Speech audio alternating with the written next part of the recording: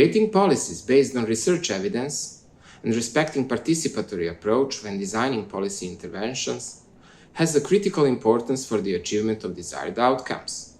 However, policymakers are sometimes prone to speed up policymaking processes, relying on their own intuition, or even taking into account the interest of particular stakeholders.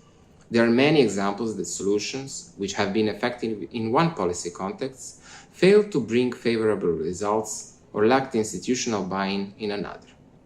For that reason, every intervention, especially complex intervention, should start with drafted theory of change, respecting barriers and drivers of success, performing brief stakeholder analysis, and finding ways to facilitate greater involvement of the community is particularly beneficial.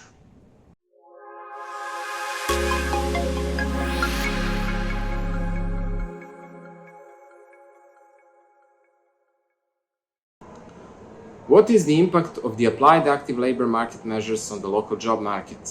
What are the determinants of entrepreneurial intentions among the local youth? What could be the effects of adopting just transition policy measures on the local economic potential?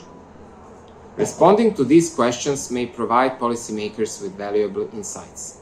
The answers could reveal that sometimes doing nothing is even a better policy alternative. For example, in a situation of a limited job supply, providing financial incentives to the new investor may impose barriers for other economic subjects in the sector to find workforce. Growing dirty industries may improve economic indicators of the region, but negatively affect local tourism potentials, jeopardizing overall quality of life.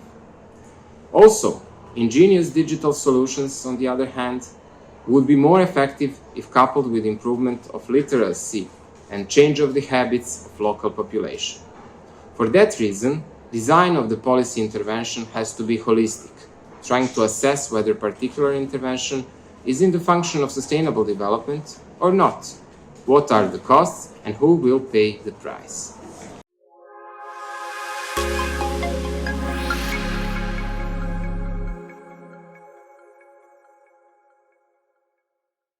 As a social science researcher, I am focusing on sustainable development, dealing particularly with issues related to local strategic development, institutional capacities, labor market, and the effects that public policies have on the position of youth and other vulnerable populations. Public policy evaluation is one of the most important fields of my interest. I firmly believe that enhancement of the evaluation culture is prerequisite for greater accountability, institutional learning, and strengthening capacities of the local stakeholders in general.